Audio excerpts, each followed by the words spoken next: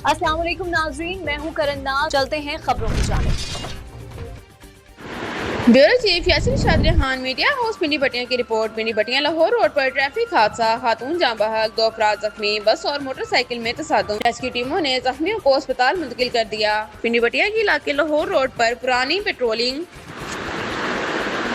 Post के करीब बस और मोटरसाइकिल के दरमियान अफसोसनाक तसादुम के नतीजे में एक खातून जाँ बहक जबकि 2 अफराद जख्मी हो गए। ज़राए के मुताबिक हादसा तेज रफ्तार और गफलत के बायस पेश आया, जिसमें मोटरसाइकिल सवार शदीद मुतासिर हुए। इत्तला मिलते ही रेस्क्यू टीमें मौके पर पहुंच गईं और जख्मियों को फौरी तौर पर करीबी अस्पताल मुंतकिल कर दिया गया, जबकि जाँ बहक खातून की लाश जरूरी कार्रवाई के लिए अस्पताल मुंतकिल कर दी गई।